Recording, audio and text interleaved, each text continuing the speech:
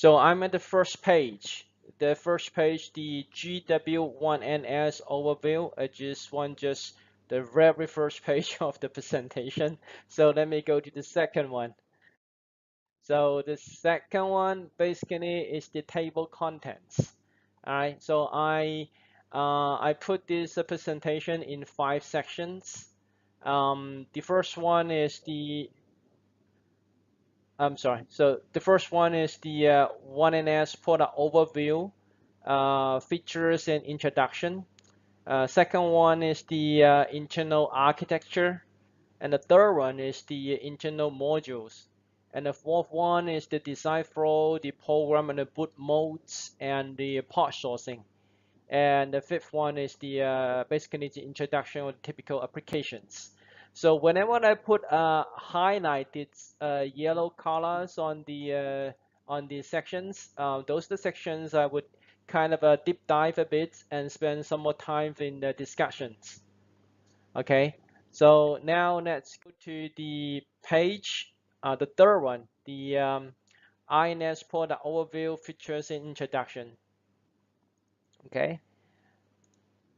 Um, Okay, for this one, as we know that the GW1NS is a combined features product, which combines with the CPU features and the FPGA programmable features. So that's why it's kind of suitable for many different kind of applications, such as the home appliance and the industrial control, medicals and textings and robots. All right. Then let's go to the fourth page. I'm so sorry, the fifth page, which is the GW1NS features. Okay, so here listing all the major features of a GW1NS. First one, of course, it's embedded with ARM cores, M3 MCU core. So maximum can run about 60 megahertz. It's a hard core, so it's not a soft core. It's being embedded as a hard core within the chip. And combined with it, there are user flash with about 128 KB.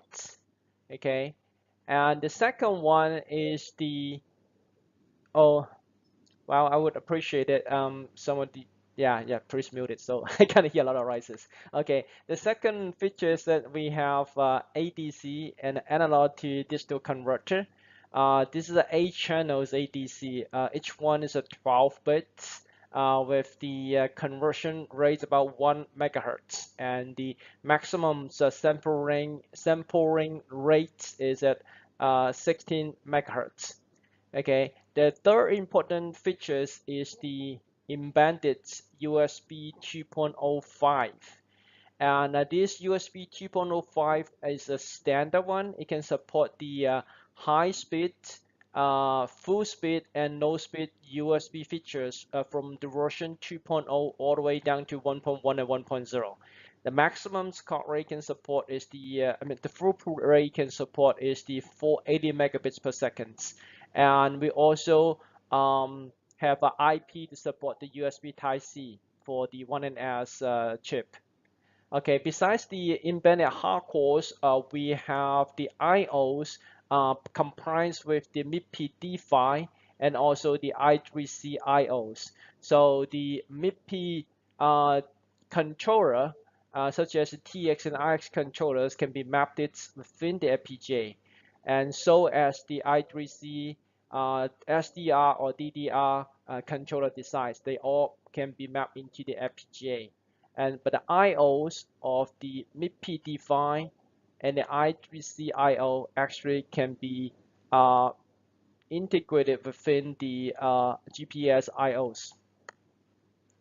Okay, and for the design of the 1NS, it's a standard hardware and software integrated design platform. It used the traditional FPGA design platform by using Verilog design language. You can go through synthesize and place and route all the way down to the FPGA. And on the software side, basically you can write a C program, then go through the compiler linker and compile it as a bit image, then download it into the user flash of the GW1NS. Okay. Um, so for the configuration or the FPGA programming, we support all different kind of modes. The reasons we're doing that because we have a traditional embedded flash within GW1NS, just like all the 1N series FPGA Gowin supply. So we have a one embedded flash dedicated for FPGA programming within the FPGA. Okay. Besides of that, we also have the 128 KB user flash, and that one can be also used for the FPGA programming. And as for all the other FPGAs, and basically we can support the external flash mode, so you can program the FPGA from an external flash. So that's why we can do multiple different options during the FPGA programming, and also you can support two images because we have supporting multiple flash. It seems like there's still quite a lot of background noises. Okay, so appreciate it can be muted on your side. All right. Okay, so now we have introduced the major features. Then let's go to the next page, the page number 6.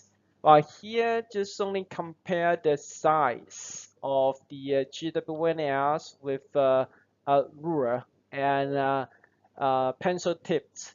So you can see how small the size it is. And because the smaller size and also the advantage of the power design, it's a low power package.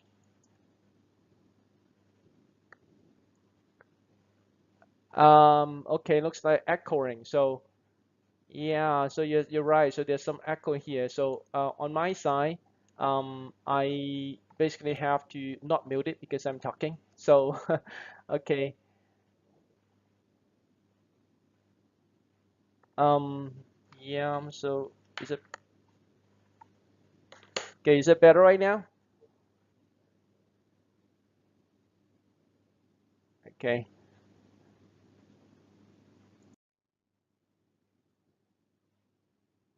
Yeah, please mute your. If you're not talking, please mute the speaker. Then okay, much better right now. So yeah, this is much better. Thank you so much.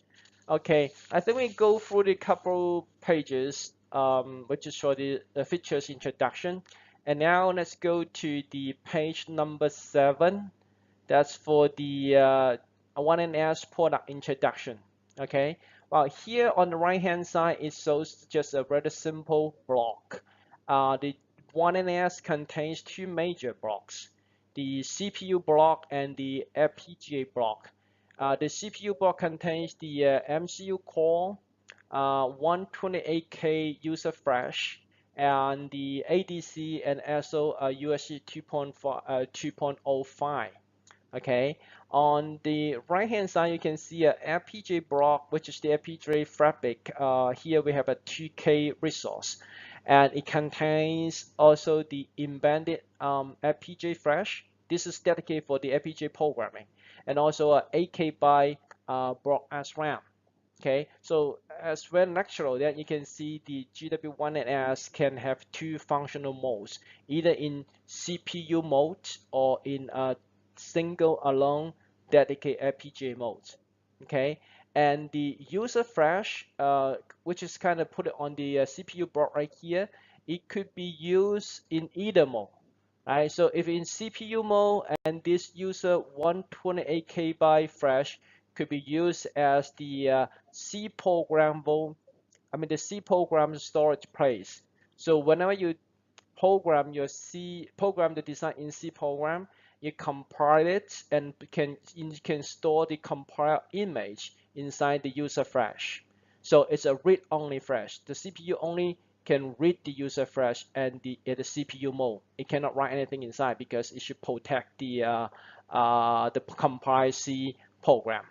Okay, but if you completely stop the CPU mode and use it as a FPGA alone, so in that case, on the right hand side, the FPGA can also access to the 128K user flash. It can read and write from this flash.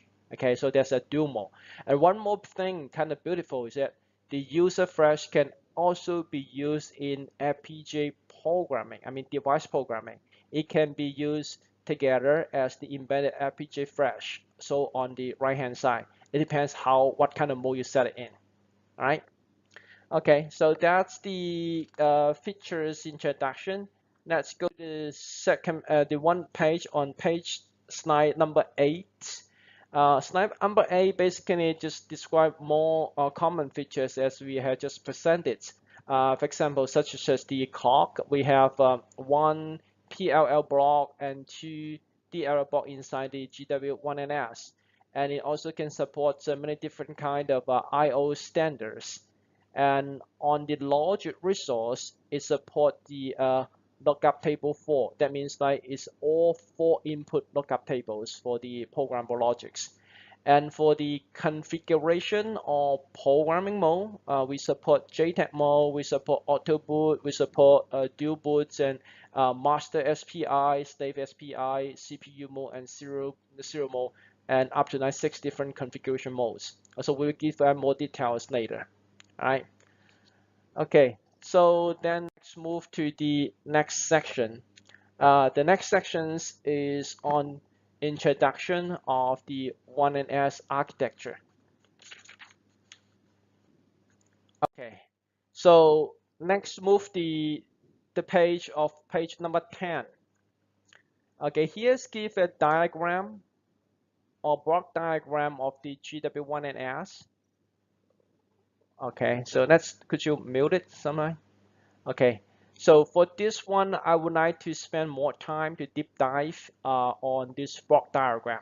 So I would like everybody kind of look at a diagram, and after the training, it's best so you can remember part of this block diagram. That would be better. Okay, so as you can see, for the GW1S, it has 2 major blocks. On the left-hand side, the white one is the microprocessor system core. Okay. Yeah, this gone strong echo. I'm sorry. So on the right-hand side, which is the light blue, that indicate the FPGA fabric cores. Okay. And whenever the black one, that was the hard cores within the FPGA.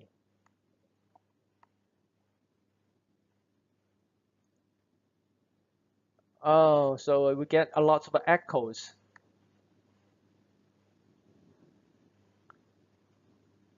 Yeah. So if you have a Mac phone, could you like mute it? Like please mute the Mac phone. Okay. Looks like much better right now. So I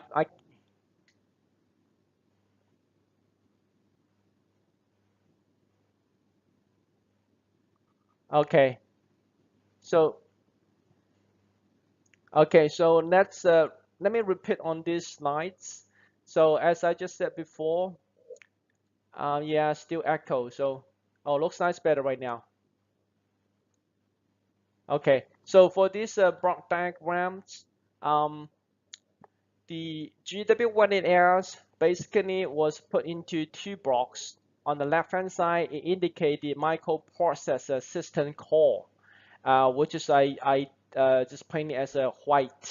On the right-hand side, you see the light blue that's FPGA fabric core. And whenever the one I light it black is the hardcore function. So we have a USB 2.05 and an ADC and also a 128 KB flash. And we also have a 8 KB baud RAM. Basically, that baud RAM is come with the FPGA, but I kind of mark it as a black because I would like to indicate it's one of the hardcore. Okay, so let's take a look at the left-hand side first. You can see the microprocessor will contain the MCU core, which is the called as ARM M3. So that's the standard core of the ARM3. Basically, all the structures is identical to what ARM can provide it and license to go in. And for this core, basically the CPU will have for bus connections to the AHB line bus. It's the AHB bus system. Okay, the AHB bus is directly linked with the GPIO, so it has a GPIO block kind of connected to the AHB bus, and the IO will go all the way from the CPU side to the FPGA side. And from the AHB line bus, there's a bridge from AHB to APB, and then we have a two APB bus. One APB1 will link with or come with hard cores from the ARM license core. That's the UART. We have two UART, UART0, UART1, and also two timers, timer 0, timer 1, and a watchdog. And all these are hard cores. And the APB2 bus, which is an extension bus, all the way come from the CPU side to the FPGA IOs of the FPGA fabric core. Okay, so those are the APB extension. Besides the AHB dedicated bus, all the way go from CPU to the FPGA and connect it with the sub-bus system. That was included the baud RAM and the flash and also a memory controller. So the memory controller actually is implemented inside the FPGA. So we basically write RTL Verilog code, and then this will be synthesized and place routes and mapped into the FPGA as the memory controller. It controls both the 128K byte flash and the baud RAM.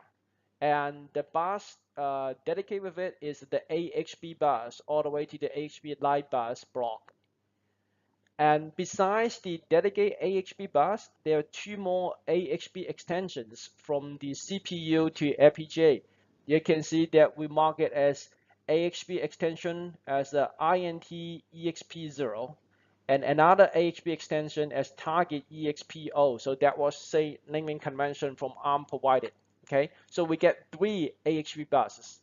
One already dedicated for the sub-memory controller associated with the flash 128K byte and a baud RAM 8K byte, and two other extension AHB bus just with I/O connected to the FPGA. And then later on, if you have other AHB peripherals, you can have them kind of hook it with the one of the AHB bus here. Okay, so those the architecture. So now let me summarize a little bit. So on the CPU side, we have MCU core, which is the M3, and other supported features such as bus matrix, debug access port, timestamp, and the next vector interrupt control. So this is the MCU core, the process block, and also the AHB bus matrix. And AHB peripheral will be only GPIO. And from AHB to APB, there's a bridge. Then we have two APB bus link up with this bridge. The APB bus 1 will have already hard-coded peripherals such as UART, timer, and watchdog. APB bus extension will go all the way to the FPGA, and then you can implement the soft-core peripherals inside the FPGA. Okay, now on the FPGA side, there are three major functions. One is the dedicated memory control, sub-memory control system that contains the memory controller as well as the hardcore flash 128 block and also the 8K bytes baud RAM. Besides the sub-memory system, there's also clock resource. So the CPU's clock is provided by FPGA's phase-lock loop. So we have the OSE and provide the clock signal to PLL and all the way go into the CPU as the main clock. And the rest of the logic resource function can be dedicated use as either AHB peripherals or APB peripherals, depends which bus you want to hook up to these peripherals. And you can program the logic resource block either as such as like SPI function, I2C function, I3C function, and maybe USB Type-C function, depends like what your target application is. Okay, so I didn't share any screen, so oh, okay, I'm sorry. It was edit. So, okay. So now we introduce the microprocessor block, the FPGA block, and also the interconnection between two blocks, right? Okay. So let me just put one more thing on this 1NS chip. There are two major functional modes. One functioning mode is a CPU mode. Okay, when it's CPU mode, then you have to use this sub-memory controller. That means the memory controller will be mapped into the FPGA, pre-mapped in the FPGA, and then you can use it to control the 128 KB flash hardcore and also the 8 KB baud RAM. And for any C program, the user writes it for the application. You can compile the C code and have the C code downloaded into the 128 KB flash. So at the time when the 1NS boot up, so if you look at the C code of the flash and then begin to load the C code into the baud RAM and begin to execute it one by one per instruction. So it can be loaded into the CPU mode. So that's what it was in the CPU mode. Okay. And but in the FPGA mode, you can imagine on the left hand side, all the CPU as well as this its connection wires being cut off. So in that case, when it standalone FPGA mode, the FPGA can also use the hardcore functions whenever the black functions. So the FPGA can use it, the ADC core, can also use the 2.0 USB 5, can also use the flash and the baud RAM. And in this case, the FPGA can read and write from the flash. But in CPU mode, the CPU can only read from the flash because the flash was used as the program storage. So it read or it boot from the flash and then begin to execute the instruction one by one.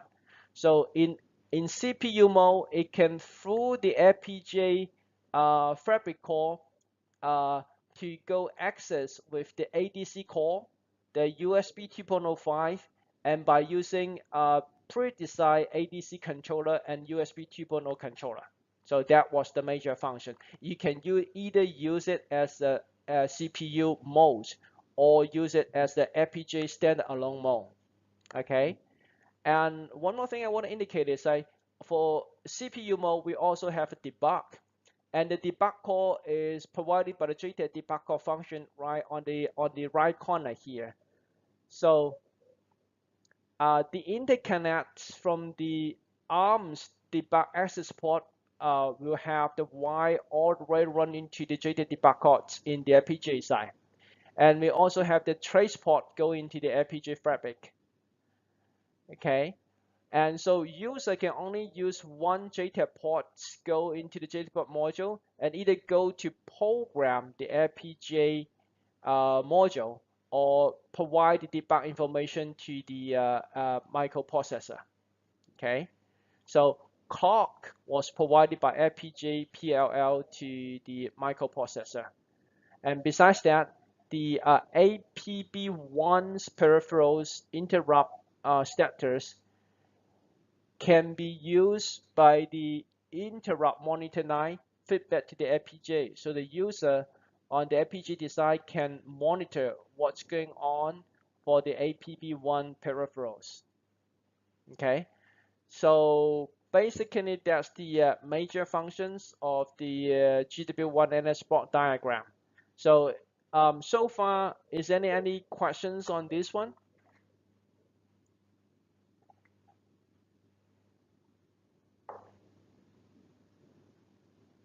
Echoes, right? Yeah, I'm sorry. So now please mute it, right? If you're not speaking anything, please mute it your speaker.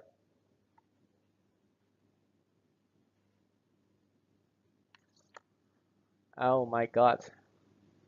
All right. Okay. So this is the slide number 10. Let's move to slide number 11. Um, oh yeah, okay, please mute it. Okay, so now I think it's right now it's much better. Okay, the page number 11 basically give out more detailed descriptions of the 1NS, more on the CPU blocks and also more on the bus interconnect from AHB to APB and the read-only flash one in CPU mode and the read and write flash in the FPGA mode. So we don't need to go through it again. Um, let's go on to the page number 12. This one also gives some more descriptions in writtens, like for what is the two buses, the APB, and also on the interrupt signals and the clock sources, which we have already presented. The clocks actually come from the FPGA to the CPU, and interrupts actually is go from CPU to FPGA. So then the whatever the peripheral functions implemented in FPGA can give the interrupt signals back to CPU to indicate those functions are actually in interrupt mode. And all right, so then we move on to page number 13. Okay, page number 13 is actually a summary.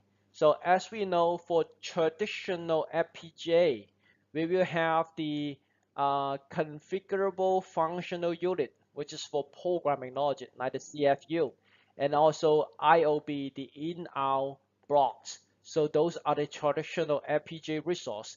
So some other resource we later add in is like the OSC and the PIL, which for the clock. And also other FPGA we also have baud RAMs, the internal RAM, so those are baud RAMs. And for the GW1NS, we put it into the CPU, the ARM Cortex M3 CPU. And then we also put in a user flash. Now remember there are two flash inside the 1NS. One is the traditional embedded flash. This is for programming the FPGA. So it's pretty small, just about I don't remember exact size, maybe 2 or 3 kbytes. And there's also a user flash, and this one get 128 kbyte user flash. The user flash serves two modes. It could be used as a dedicated read-only flash to store the C program for use with the CPU. The CPU read it from here or boot from the user flash, and also read in the instructions one by one. Okay, and also the user flash can be only used for FPGA. So if the CPU is dysfunction or disabled. So when CPU is disabled, all the other FPGA resource can use the user flash as read and write mode. It can read the data from user flash. It can also write back the data back into the user flash. So there was get two modes.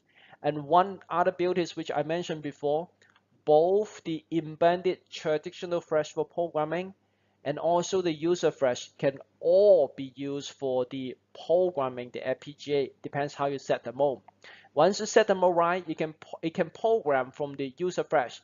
That means your FPGA bit file can be stored into the user flash and program and boot up your FPGA. Or you can swap that to boot from the embedded flash. Or there's one more option is that you could also use an external flash, which is not inside the FPGA for programming the FPGA. So that's why we support multiple configuration mode and dual boot mode, and even in dual boot mode you can have two different image for programming the FPGA. All right. So besides that, we also have a user hardcore such as USB 2.05, which is become brown here, and also the ADC hardcore. And all these resources are hardcoded within the FPGA. Besides the hardcore function, you can use the CFU, I mean the configurable functional unit, which is the traditional program logic to do soft cores designs for your FPGA or for your CPU. Okay, so those the architecture of 1NS. All right. Okay, now let's move into the third section, and this sections we kind of go through all the hardcore step by steps. And since, well, for this one we can go for a bit faster. Okay. Now I'm moving on to page number 15. Page number 15 is the USB 2.05. All right, so this is the standard 2.05. Remember that we have the 2.5 as hardcore, so it supports all three different speeds: the high speed 428 megabits per second transfer rate, or the full speed, which is 12 megabits per second rate, or the low speed, which is 1.5 only. So then we support the standard USB features such as plug and play and hot swap. All right. But one thing I need to mention is that the USB 2.0 controller need to be implemented inside the FPGA. Right. Okay, the next one on page number 16, that's the ADC, which is the analog to digital converter. This is an 8-channel ADC. Each channel is a 12-bit data, and we support about maximum 16 megahertz sampling clock rate. Okay. Um, the next one on page 17, that's the MIPI D5. Okay, so that one I would like to mention. For the 1NS, we have 4 band of IOs. Band 0 on the top, band 1 on the right, band 2 on the bottom, and band 3 on the left. And band 0 and band 2, which is the top and right, I mean the top and the bottom one, support the MIPI D5. So the upper one supports the MIPI receiver, and the bottom one, which is the band number 2, support the MIPI transmitter. So we support both modes, the high speed modes and the no power mode. The high speed mode we need to support the low voltage differential signaling, the LVDS signaling, and the no power one can support the single-ended signaling. Okay, the maximum we can do, we can support the 8-to-1 or 16-to-1 transmitter or receiver. So you can have a serial data, you can have either 1 to 8 or 1 to 16 from serial to parallel, or the reverse is from 8 to 1 or 16 to 1 parallel to serial out. Okay, so for the high speed one, we can support the maximum 80 to about 800 megabits per second transfer rate. And as on the application, we can support like 1080p full speed high HD function in 4 data lanes. All right. Um, let's move on to the page number 18. For this one is the MIPI's I3C. So we know I3C is a serial transfer mechanisms on top of I2C. And I2C we need to have 3 wires, the clock, the serial data, and also one of the interrupt signals. But I3C basically cancel the interrupt signals at all. So it has only 2 wires, the clock and also the serial data. And whenever interrupt signal, it can use one mode called in-band INI in-band interrupt mode. So just send commands to the either master slave, so to conduct the transaction. So that was the beauty of the I3C. So the data of the IO band of 1NS, the band 0 and band 2 will support the I3C IO. All right, and the I3C controller, which is either to the single data rate controller, I3C SDR, or the I3C DDR mode controller, can be implemented within the 1NS FPGA. And we also support the high swap of this I3C IO. Okay, now let's move to the page number 19. And as we presented before, this is the 128 KB flash. And one great feature we have already mentioned before is that the flash can serve as read-only flash to the CPU mode. But in FPGA mode, it can do both read and write, and also has support as a dual boot functions for programming the FPGA. Okay. Clock resource on the next page, page number 20. We have two kinds of clocks. One is the global clock, another one is the edge clock. The global clock, we can mark it as like once the clock go through I/O, it can be routed to the center, the central clock marks first, and then from the central clock marks, it will be distributed to each quadrant. Right? So this is really suitable for supply clock sources to the whole design. And edge clock will only be associated with the I/O bank.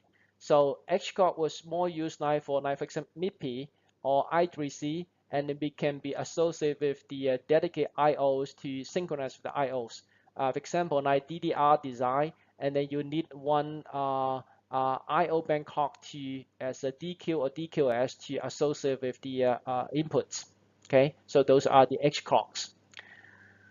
Okay, let's move on to the next page for the PLL on page number 21. So PLL is more traditional FPGA design resource, and we have one PLL within the 1NS too.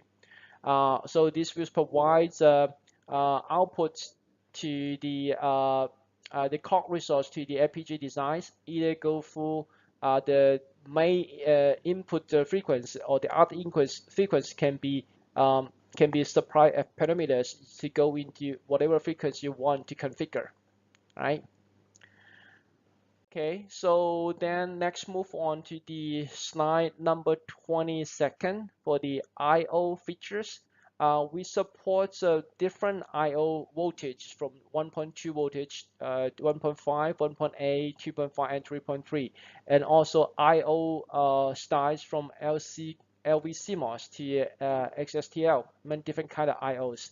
Okay, so what I want to mention is that we also have an I/O delay within this I/Os. You can kind of change the shift the phase of the input I/Os, and also can change the drive strength of these I/Os.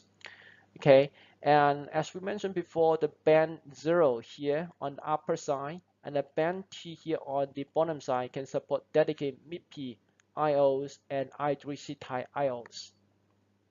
Okay.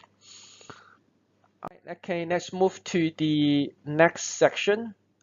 This one we more concentrated on describe the design flow and the program and boot modes and the part sourcing. So I will kind of more concentrate on the design flow. Okay. Okay, so next move to the page number 26. It just gives a simple block diagram how to design the 1NS. As we mentioned before, the 1NS is a combination of FPGA and CPU. So as on the design steps, it will be separated as both the FPGA design and the CPU's C code programming design. Okay, on the FPGA design, it's more like a traditional hardware design. So you do the Verilog file, you do the Verilog design, and then combine with the existing libraries. So we will provide the encrypted Verilog libraries for peripherals. You can use these peripherals and kind of instantiate it within your design. And once you get the complete RTL in the whole design project, then you begin to synthesize it and do the placement routing by using the Gowin placement route 2 and made it as a bit streams. So then you can download the bitstream files into one of the flash inside the GW1NS, or you can put it outside in the external flash. Then when we power up, and then this flash will program the SRAM database within the 1NS and make it as the circuit you want. So this is the hardware design. So once you're done with the hardware design, then you need to do the programming or the CPU. So the CPU can read the program and execute it, right? So then on the ARM design flow side, then you do your C program, and then we supply the C library, which is associated with the drivers for the certain peripheral. So once you combine those C codes, you can use two kind of compiler. Either use the KEIL, K-E-I-L, KEIL compiler supplied from ARM, or you use an Eclipse GNU compiler, which is an open core free, and then to do the compiling of the C code, and then link it together as a image. Then once it's done, then you can download the image inside the flash, the 128 KB flash of the FPGA, which is served as the C code storage. Okay. Then once it's done, then your design will be completed. Okay. So then the next page, page number 25, shows the complete design flow. The upper side shows the FPGA or the hardware design flow, and the bottom side shows on the C code or the software, embedded software design flow. So on the upper side, and once you're done with your Verilog design, and basically you can go through the synthesis, and which is the synthesis engine, which we use the synopsis to simplify poll. Okay, once you go through the synthesize, then the file of the Verilog will become a let list. And then the next step is to use the Gowin placement and route to get in the let list, and then map the let list into the FPGA. And then on this flow, you go through like this STA, static timing analysis, to achieve your best timing. Once the timings kind of met with all your requirements, then your design is done with the timing quality. So you can output the bitstream file, which is the bit file, and then use the bit file to go through the Gowin programmer and then download it into the FPGA. So this is what all we did for the FPGA design as the traditional flow. All right, but as we mentioned for the 1NS, it contains both the FPGA block and the CPU. So the FPGA design basically just provide a configure peripheral for the CPU. So you can see that if you are in CPU mode, then the FPGA design will just configure one or two of the AHB or APB peripherals dedicated for the CPU. So you need these peripherals as a function to provide or receive data from the CPU and associate the CPU. So this is one of the function design. Okay, once you're done with the FPGA design and you power up, and then the whole chip recognize the FPGA, and then the system of the MCU core is completed. So the CPU is recognized with the post-configure FPGA peripherals. And at this one, and then what you should do in the next, excuse me, is going to do the C programming. So on the C program side, then you use your PC to write a C code, and then use the compiler supplied either from ARM Cal or come from the GNU Eclipse compiler to compile the C code as the memory image. And then you download this post-compiled C code into the say FPGA within the 128 KB flash. Okay. So once you download the FPGA 128 KB flash, and the CPU will do the reset.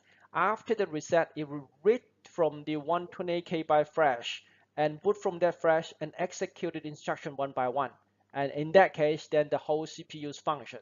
So those for the combined hardware and software design. And as we mentioned before, that the 1NS could be used in CPU mode, and it could also be used a pure FPGA mode. If you use a pure FPGA mode, then you do not have to do the C code function design. So the bottom side of the C code design flow will completely eliminate it. You don't need that part. You can only just do the FPGA design and configure to the functions you want. So those are the hardware and software development flows. All right. Okay. So then let's move on to the next page for number 26. Now number 26 just listed the sequence of installing the Eclipse GNU debugger or the Cal debugger.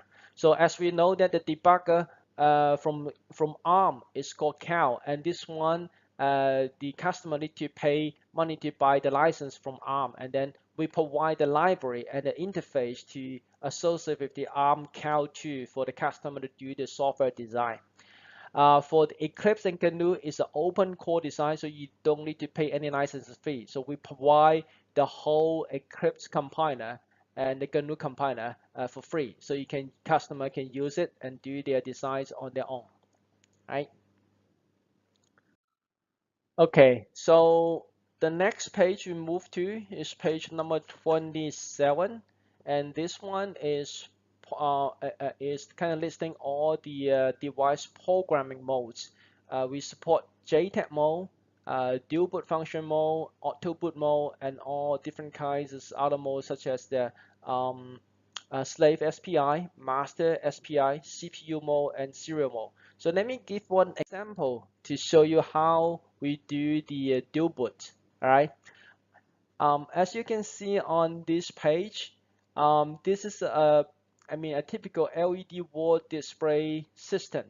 So in order for this system, I would like to concentrate on the the middle hand here. So I kind of indicated there were two flash.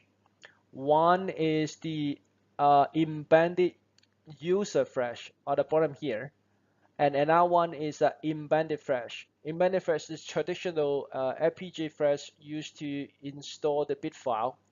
And outside of this 1NS chip, there's another flash, which is the external flash. All right. So then when you set the mode of the programming mode, for example, if you set the mode as 100, then the 1NS will boot from the user flash first. That means you boot from the 128 KB user flash first. If the user flash is not boot through, and then we can boot from the embedded flash, which is the upper part here. So this is the traditional FPGA flash used to install the bit file. All right. If you set the mode as 110, then the 1NS will boot from the external flash, which is not inside the 1NS chip. It was an external separated chip, boot from the external flash here. If the external flash not go through, then we go from the internal flash. Then it depends which one you go for internal flash. Usually we go from the embedded flash, which is the default mode setting. So okay, so this is the way how you do the dual boots. So for each of these boot system, you can set different image to control which design you want to boot from. So this is the way we do the dual boot or the external and external exchange boots for that. Okay.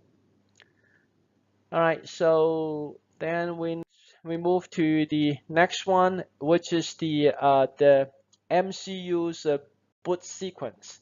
All right. So basically, the first one is the power on reset. So you kind of power down the chip and then power up again. Once it power ups and then begin to call the UART. So when you call it the UART, you kind of set the boot rate and the register, right?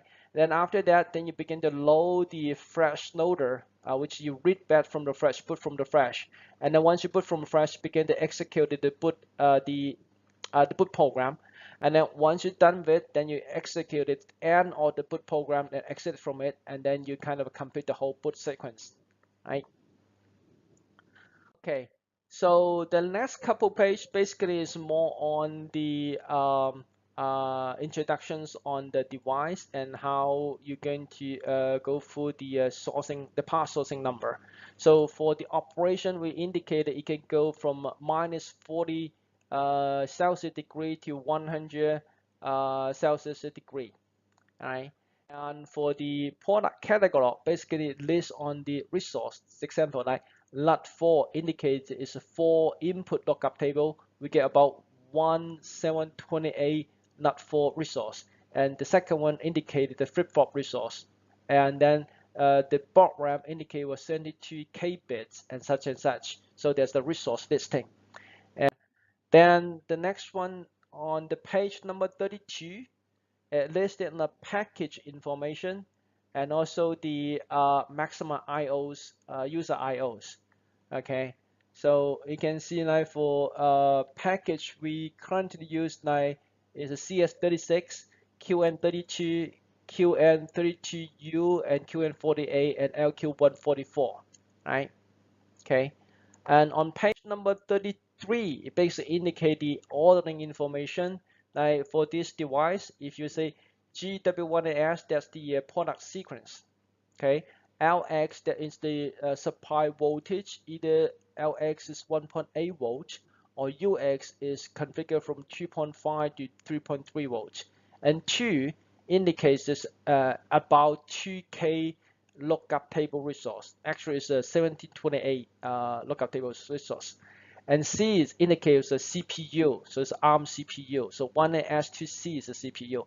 LQ is the package type, LQ144 number, and EX is optional. Either was engineering samples, and there's another number is a C6 or I5. C, that's a commercial, I is the industry, and 6, 5, or 4 is a standard number for the FPGA speed.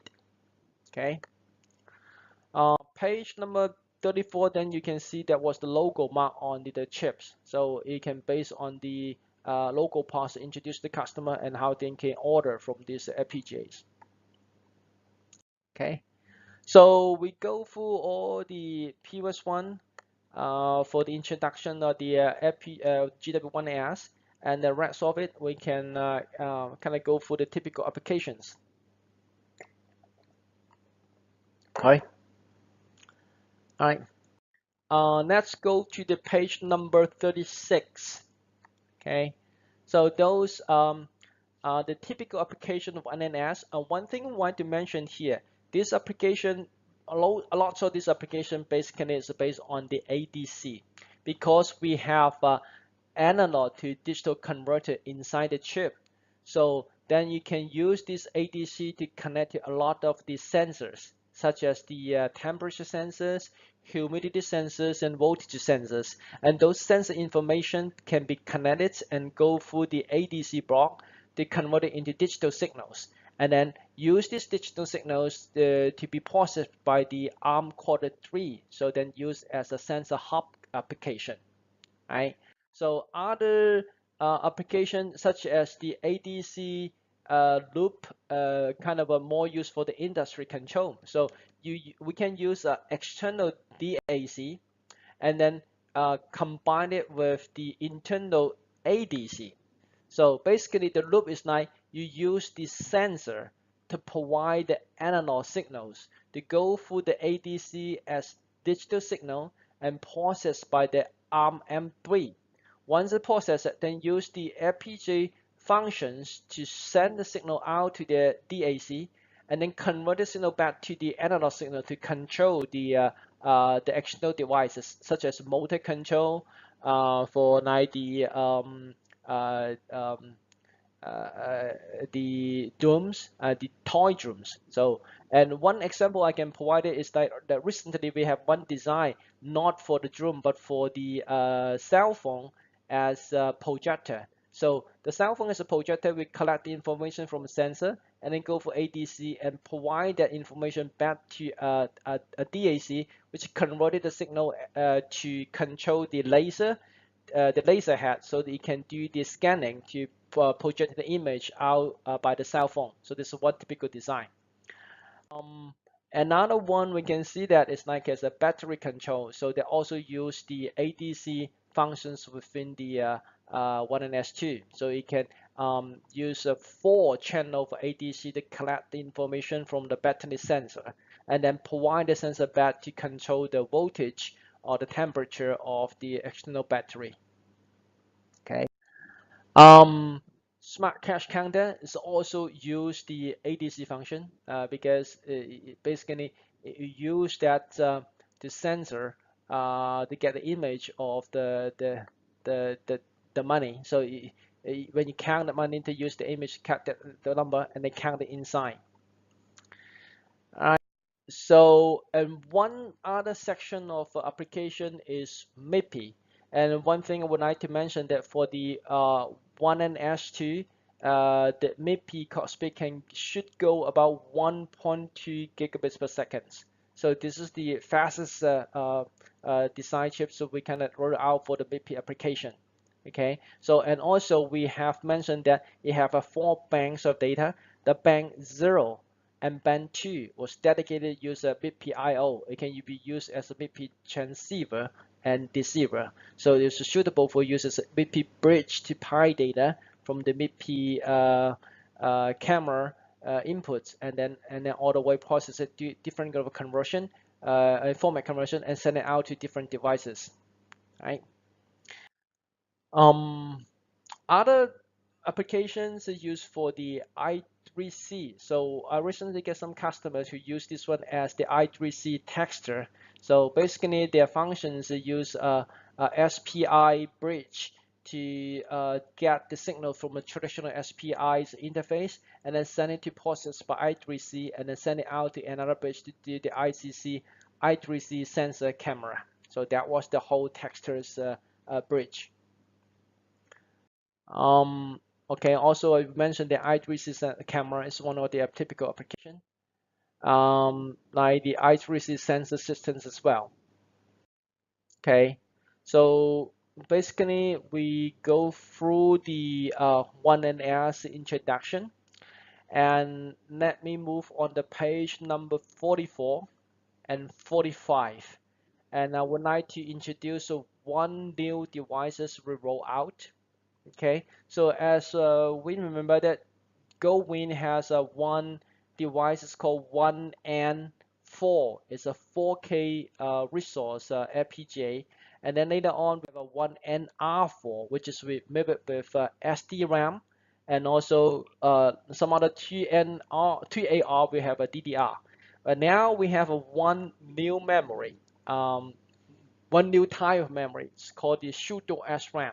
So the 1NR for MQ81 package devices will embed it with two 32-bit megabits pseudo SRAM. Okay. What are the available days for 1NS, EX, and GA? Um, Available days, I think the sample is available right now. So we just get limited samples, and you can ask Dennis for how many samples he has right now for for the uh, the DVK boards, the PCB boards associated with the sample. We should roll it out probably by end of October. So I'm basically manufacturing all those DVK boards right now, right? Okay, so any questions on the 1NS? Um, when will be the development board available? Okay, as I just mentioned, I am manufacture about 100 set of 1NS TK board, and the target day was October 15th, but because the national holiday, so it probably will be slip about a week or something. So I kind of hope that we should get the board back in probably by end of October, and then you can associate with Stanley and see at that time how what is the stocking of the boards, and then we can have him available, have him ship the available board to you. Okay, any other question? Okay, I got customer asking, uh, what customer asking? Could you give more information? You say I got customer asking. Oh, you mean you got demands from customers, say they want the 1NS board, right? Yeah, same as what I just mentioned, that the board shall be available by end of October. Then whatever your customer asking for that, you can supply the number to your Stanley, and then we can lump up that number and see how many we can provide to your customer. Okay, the one more question is ARM already fully function? The answer is yes, definitely.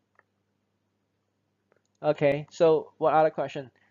Okay, thanks. Yeah. Thank you so much. You're welcome. Um, about DVB ball. Okay, what is it about? Is it's okay? What's mean? Um, you mean is it about DVK ball? It's okay. Do you mean is it the DVK ball okay? Is that what you ask? If that's the case, that the DVK board has been fully tested. We manufacture about 20 DBK boards dated back about 2 months ago. So we go through all the testing and the boards actually in the R&D size and the functions of the FPGA, the function of the MCUs have all been fully tested. But I have limited boards, and we still need to use those boards for the USB Type-C design and other some of the integration functions with other boards. So and now we manufacture 100 more DBK boards, and that's targeted shipped to customer. Okay, loaded. Okay, thank you. Okay, thanks. Okay, you're welcome. How about support of CAL license that free? The answer is no. ARM will not provide any free license to us, but we provide free library and free interface to the CAL 2. So if you really want to use the ARM CAL 2, then you need to buy the license from ARM, right? But if you don't want to pay money for the ARM license, you can use the Eclipse GNU compiler, which is the open core design. And then we have all the source code, we compile it, we ship it, package it within the Gowin 2, and it's free for use. And we test the whole flow, and the compiling, download, debug flow works okay. So either way, you can use it. But I know that most of the customers who using the single board or single chip design, they most of them use the ARM Cal2. I don't know the percentage of it, but lots of customers using the ARM's Cal2, and then we support both. We just mentioned that if they really want to use ARM, go ahead. They have to buy the license from ARM. But if they don't want to spend the money for the separate license, just use the existing open core Eclipse and GNU 2. We test it fully, so it works okay. Okay, how about support of CAL license? This has been answered. It's not free. Okay, what is the expected volume production day for NS? What's it mean? What is the expected volume production day for? What do you mean for NS? 1NS, you mean? Oh, okay. What is the expected volume production date for 1NS? As I mentioned before, I am manufacture 100 set of 1NS at a time being. At the time when I try to roll it out, I target the October 15. But as I just told you, October 1 to October 7 is national holiday here, so it's likely still for a week. So then let's move on to October 30, the end of October. So I should get about 100 DBK ball back. Okay, Algebra 1NS does not have 18 by 18 multiplier, correct? Correct. We do not have a DSP block within 1NS. There is absolutely no DSP function. So no 18 by 18 multiplier. You are correct. In your application sensor, what's configuration mode of flash? Does it use external flash? So in your application sensor, what's the configurable mode of flash? Okay, let me put it this way. There are two modes. When programming the FPGA, you can program it by using either external flash or internal flash. Okay, well, people want to have kind of cut down the cost. They do not have to use external flash. They can use the internal flash of their FPGA, of the 1NS FPGA to program the device. Okay, and there's also two choices of using the internal flash. They can use the traditional embedded FPGA flash, which is only now about 2K by something size, to just install the FPGA bit file, or they can use the 128K user flash as a program mode flash if they want. But some other custom design would like to do that reliable, or they already have external flash on the board and they think they would put the external flash on the board for whatever reasons, either security or something. So they could do that. They could choose to program it, the FPGA, by using the external flash. And so we support dual boot mode. Either way, so it depends how you program it. We provide all the mechanisms. It's the customer choice, right? Um, any more question?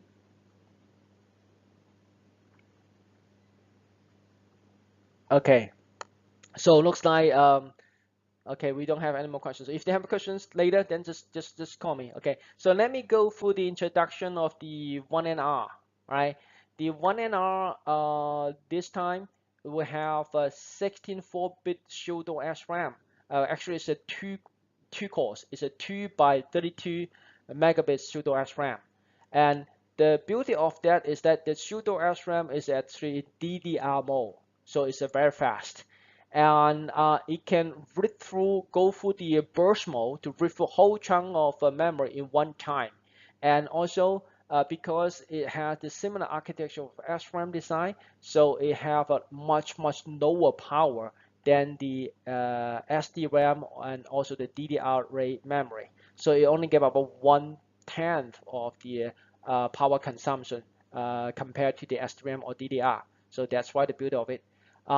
It's low power, and the chip we provided is a 69 user I/O in the MG81 package, very small. It also supports dual boot external and internal flash, and also remote upgrade.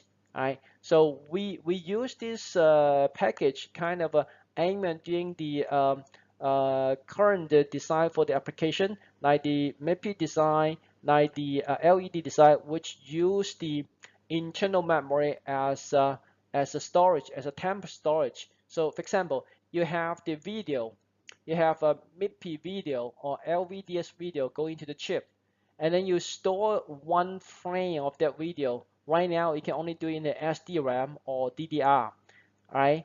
And by using the pseudo SRAM chip, you can store that video into the pseudo SRAM and in burst mode, because well, usually the video comes as a bunch of data. It will come as one by one. So you store the whole bunch of data into the pseudo SRAM in burst mode.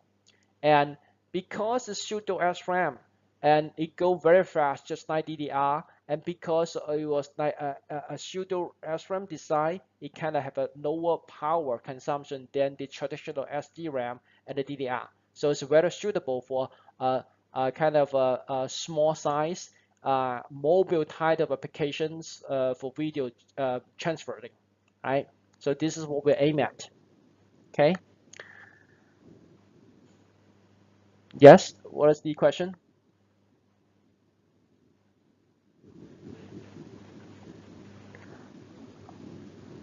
1NR, we already have the sample, so we basically testing the designs in the R&D site, and all the IP, which is the pseudo SRAM memory controller and the file, has been testing okay and passed. And I'm making about 100 set of 1NR 1NR4 MG81 DVK boards. Also, the target day is the same day as we target the end of October. So I'm hoping that end of October, I will have the 100 sets of 1NSR DVK board and also 100 set of 1NR 4 DVK boards. Thank you. All right, so